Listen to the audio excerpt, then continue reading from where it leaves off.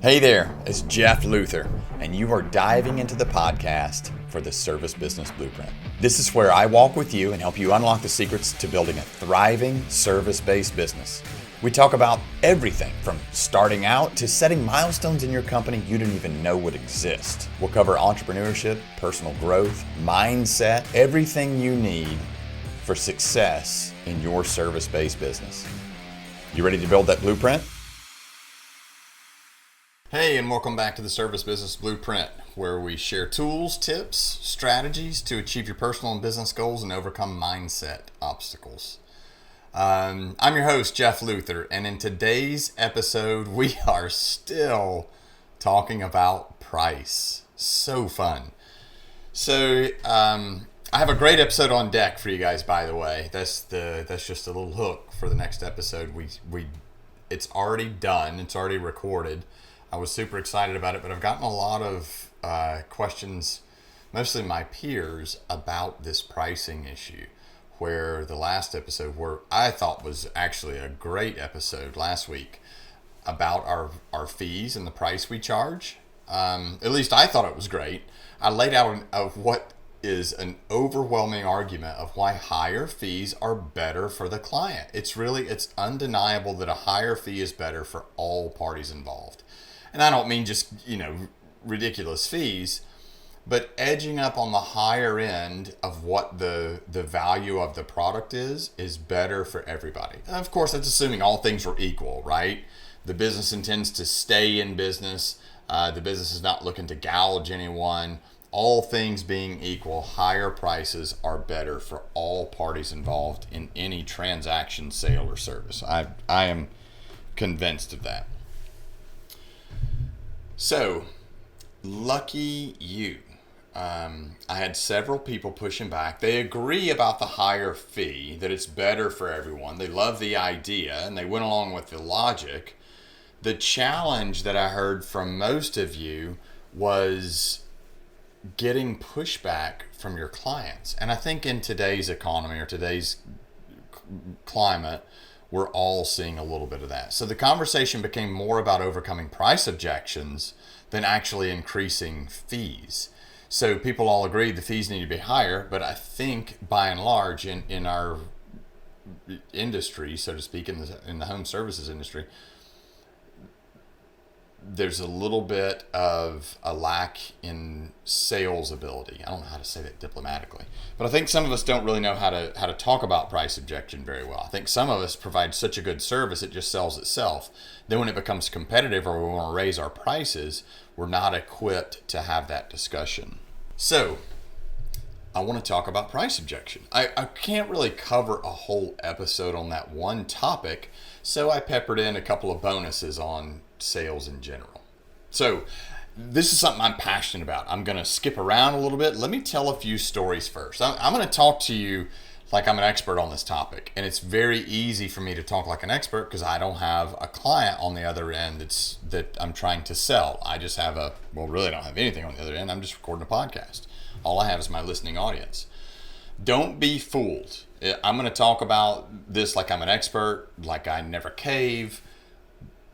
But don't let me fool you, because I do. I'm human, and I'm just as much of a pushover as the next guy. And my weakness is that I really do love people. I do. We are so fascinating.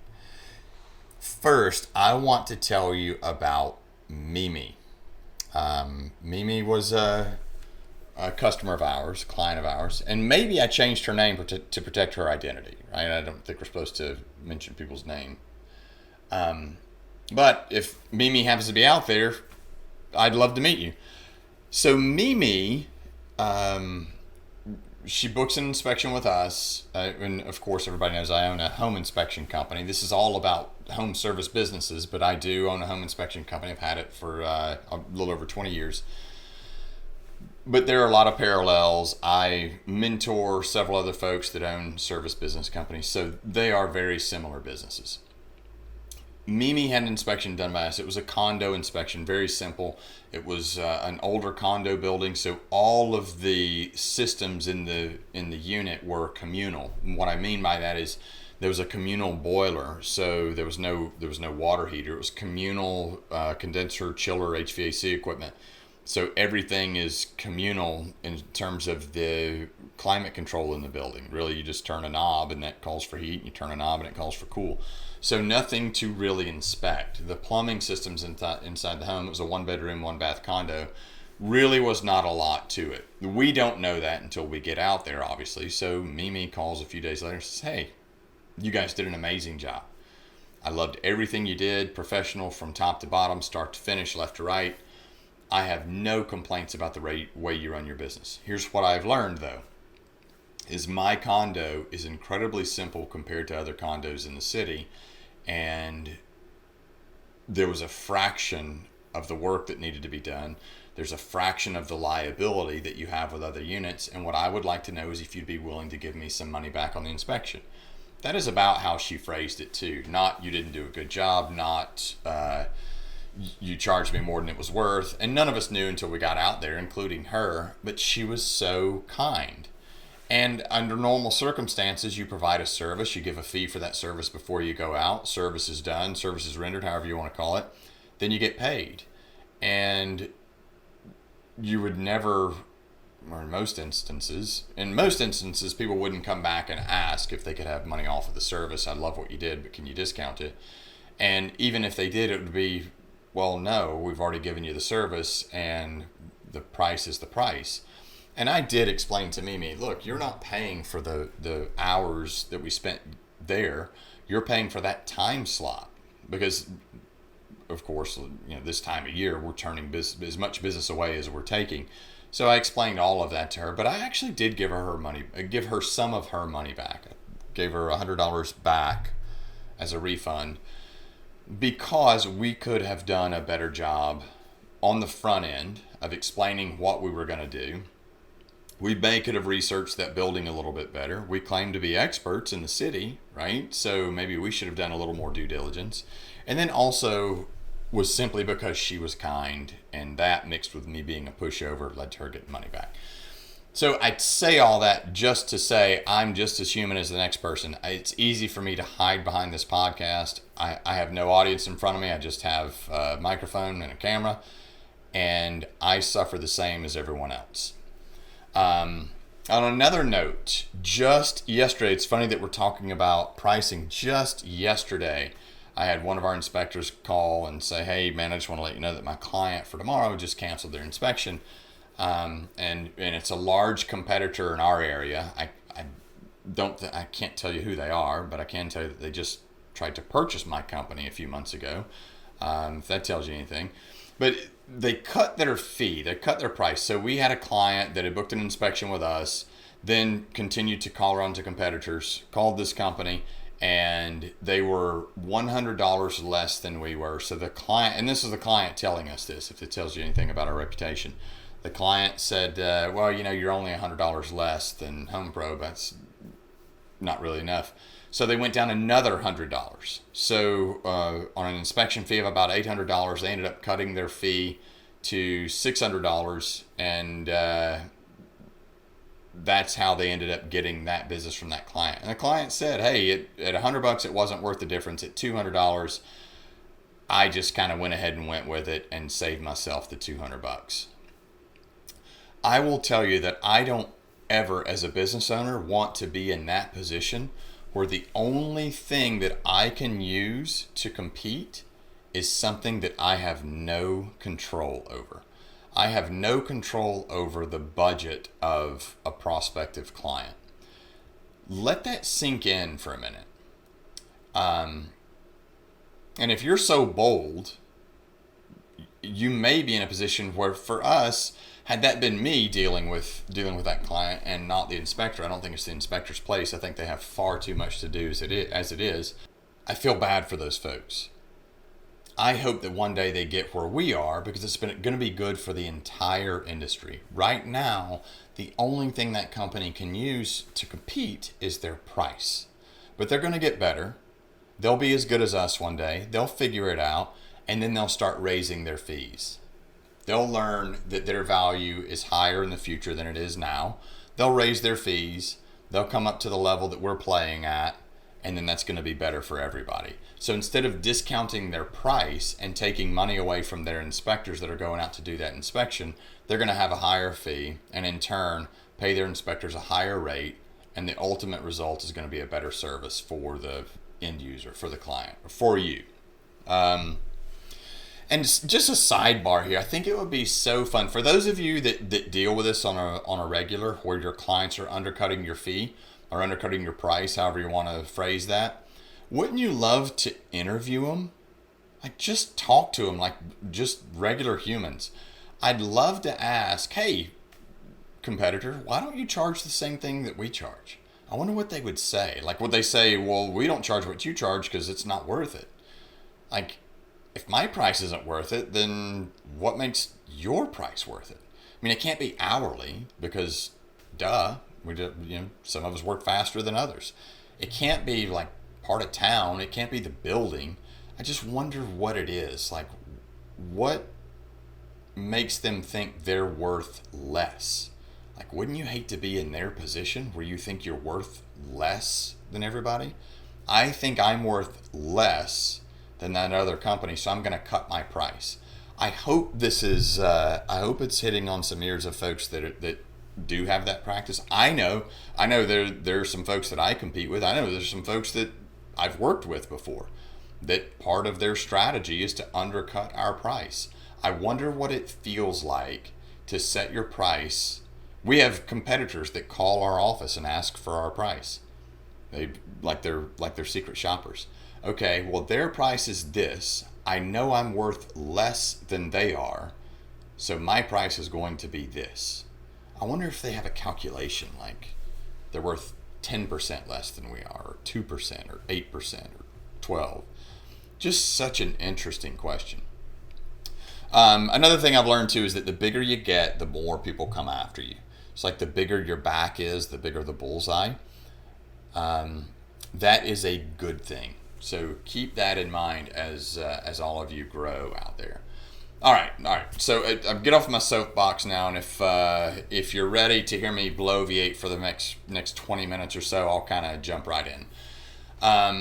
I'll jump all over the place too. I get a little sidetracked. This is, like I said, something that I'm super passionate about because I really do believe in the greater good. I know for certain, and I believe like down in my soul, that we are the best inspection company in our market. So the selling piece of it, or the sales piece of it, is more about what's the best for the client than it is for me about selling.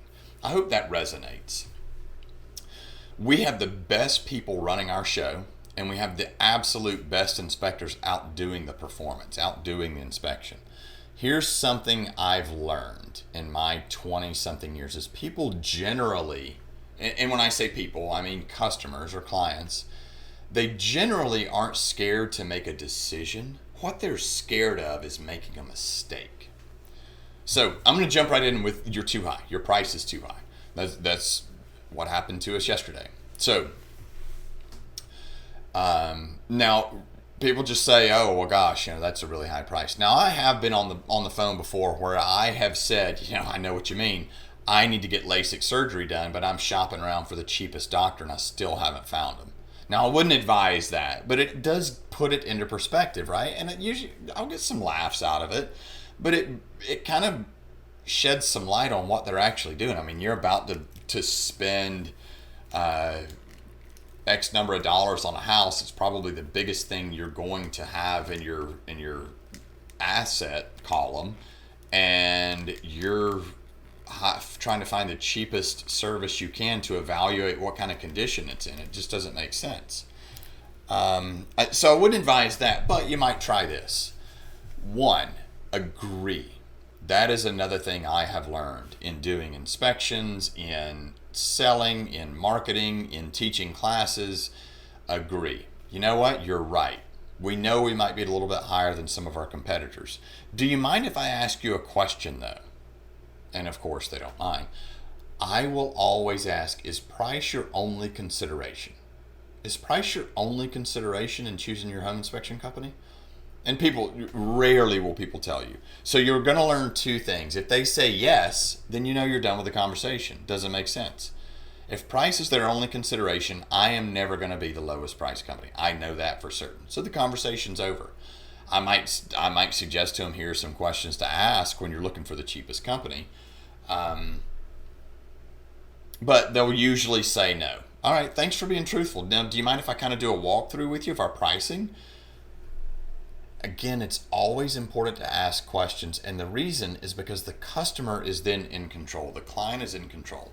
So I'll just do a walkthrough. Now, all right, everybody, I'm kind of shooting from the hip here. Now, if I were on the phone, I might be able to do it a little bit better, but I'm shooting from the hip. Here's kind of our scenario. All right, I'm like, all right, well, do you mind if I do a walkthrough with you and kind of explain our pricing to you? We include thermal and radon up front, so that naturally elevates our price. We actually have built a process around this. It is not an a la carte item. You don't get an inspection and then we say, would you like fries with that? It is already built in, so that increases our price. We have employees that aren't only accountable for the process, but they're held accountable for the accuracy and for the results. What we learned is this is so important in the purchasing process that we decided to include it as opposed to asking if they needed it. And remember, folks are buying a house like once every 3, 4, 5 years, so they're not as up to speed on all these things as we are, and I believe that it's up to us to know what's best for the client. So we believe that it's so important in the process of buying a house that we have found a way to build it into every inspection that we do. That's the level of service that we offer.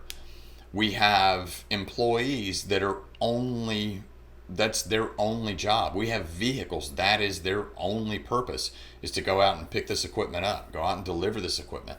That's the only reason they're there. So we have to have a price that supports all the process built around it. We do expect to lose some of our customers to price. We could go out and retain more subcontractors. I think some of our competitors do that. And then if we're going out and just hiring folks to book business, our standards start to slip. So for us, it doesn't make sense just to hire folks.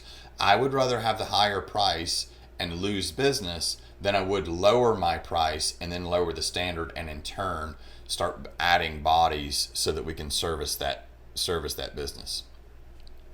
So those are just a couple things about price objection, and that could be a much deeper talk, but acknowledging that your price is high, and remember that we're not competing on price, we're competing on value.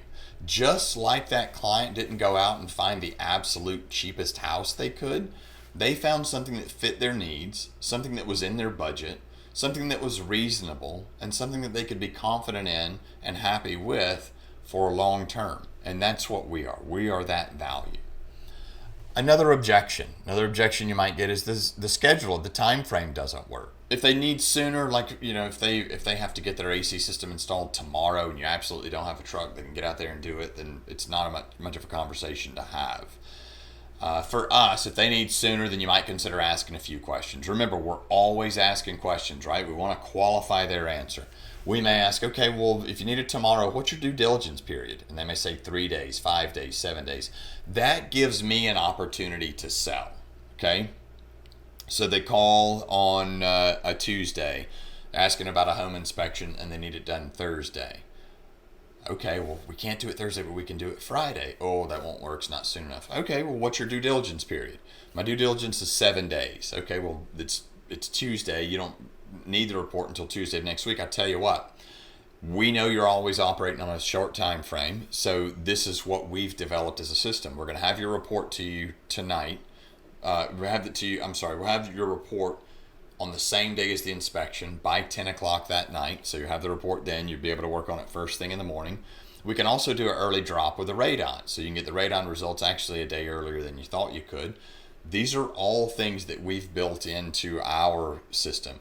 We have a system that will take all of the issues out of the inspection report, put them in summary for you so you can pull them out of that summary and go into your amendment to address concerns, and all of this will be built for you up front. All of these things to shorten the time frame are the services that we've built into our business to make life easier on you. If the time frame doesn't work because they can't be there, for us, for the home inspection company, if they can't be there, that works great for us. Whether they can or they can't, that's always my answer. That's always what I'm going to tell them. Well, we can't be there on Wednesday, or we can't be there on Thursday, or whatever day that was they were going to do. I'll say, we know what, that works out well, and here's why. Because you really don't need to be there. In fact, you're going to get more out of this by being there at the end than you would be by being there the whole time. And here's why. The inspector's going to be going through doing his thing. He's focused on evaluating the property that you're there with. And to be quite frank, some of these guys just aren't conversationalists. So by the time he's done and ready to do the wrap up, all you can think is going and getting that Chick-fil-A sandwich because you're starving. But here's what we can do, and what might be more important, is that works out well for us because you being there is not the most important part of this process. Getting the evaluation and talking to the inspector, that's going to be the most important part of this process. So in fact, you're going to get more out of it by being there at the end for the wrap up, or the inspector can FaceTime you there at the end and walk you through his big concerns. Or better yet, you can get the report Wednesday night by 10 o'clock, and then you can arrange to have a phone conversation with the inspector after you've reviewed the report and come up with a list of questions. That's one that I really like to sell. Either way, we can eliminate that objection with solutions. Third objection, I'm going to think about it. Or, okay, thanks, I'll call you back. Yeah, let me think about this and I'll get back to you. What they're doing is they're about to call the next person on their list. They're about to call your competitor. A couple of things that we can do here. This is my favorite one. And it used to work really well. I mean, I say it used to work. I don't really know how people operate once they get off the phone. But this is one of my favorite ones. Is we created an email quote. So we would ask them about the address, ask them a little bit about the house, and then they would say, we'd walk through what we do and give them a price. Say, okay, well, I'm going to think about it. It's like, oh, all right.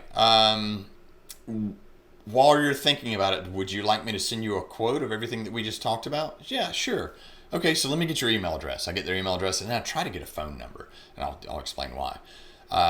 So I get their email address, and what I want to do is I'll say, all right, well, look, I'm putting a bunch of more information in here, some things that are going to be important to you that we really don't have time to discuss on the phone. I'm going to email this to you. You'll have it in the next 30 seconds or so. Open your email and go through that. And something else, I know really what you're about to do. You're probably going to call more competitors. So I included some questions in there for you that you might consider asking competitors or asking other folks as you're going through this process. Acknowledging that you understand that they're going to continue to call around and gather information is perfectly acceptable. And you may even be so brazen as to say, look, when we hang up, I know what you're going to do. You're going to be right back where you started with me. Wouldn't you like to just go ahead and get this booked and be done with it? Then you can ask this question, which is one of my favorite questions. And I'll talk about this more at the end in summary. But as you're going through this process, you're asking questions not only to help the client out and to keep them in control, you're also asking questions as the business owner, or as whatever your capacity may be, to get information. So then you can ask this, hey, listen, if we were the perfect company and you knew we would provide the perfect inspection and we would do everything you thought and then some, solve every problem that you thought you were going to have, would you go ahead and book this inspection now? They're going to say yes. They're going to feel trapped, but they will say yes. Okay, well, if that's the case, if you're going to keep calling around, do you really think you're going to find that company that's going to be absolutely perfect, solve all these problems, the total unicorn? Probably not. So the worst case is you end up more confused and more reluctant to make a decision than you are now. So why don't we just go ahead and get this done right now? Sometimes it works, sometimes it doesn't. Sometimes it doesn't. I think that might be a better sell, or a better way to steer the client when you have a bigger ticket item, like if you're installing HVAC equipment, a new panel, or something like that. Another objection is, let me talk to my wife, or let me talk to my spouse, or my partner, or my other, or my whatever. And I've said this before. You know what? I've been doing this for 22 years. Buying a home is stressful. I know that for sure. Because one of the questions I ask when I'm on the phone, and the folks that answer our phones hate it when I answer the phone, but I do from time to time. I love it. I always ask, oh my gosh, are you so excited? Because it's exciting, right? It's exciting to buy a house. It's fun. And oftentimes, more often than not, actually, part of the answer is I'm nervous. Oh my gosh, are you so excited? Yeah, we are, but gosh, we're so nervous. We want everything to go through. So I'll phrase it that way. Let me talk to my wife, or let me talk to my partner. You know, I've been doing this for 22 years, and I know that buying a home is stressful. I know what you're going through. I know that making a decision to have somebody evaluate it for you is daunting. Do you think that your partner wants to make another decision, or do you think they want to just get this chapter closed so you guys can get back to deciding what kind of bushes you want to put in, and is your sofa going to fit or not? Sometimes they say, you're right. And sometimes they say, oh, no, it's not about that. I just need to run it by him or her or them or they or whatever. And again, that's another one that might be more suitable in like the higher ticket items. Particularly, let's say your AC goes out in July and someone says, yeah, let me think about it, or let me run it by my husband, or let me talk to my partner about it. Maybe putting in a pool or something like that might warrant the discussion. We're talking about $150,000 instead of $10,000. But of course their spouse is going to say yes, right? That was the purpose of them calling us in the beginning. They want them to get it taken care of. Asking questions. That's interesting. One thing you can say is, particularly on the higher ticket item, if they say, let me talk it over with my spouse, or let me talk it over with my partner. Oh, that's interesting. You've learned a lot in this conversation. Tell me, what do you think they're going to object to if you tell them that you want to hire us? And this is fact finding, right? Tell me what I did. Tell me where I went wrong. Tell me what I could do better. Tell me what you think they're going to object to if you just went ahead and hired us. Do you think that they'd be upset with you?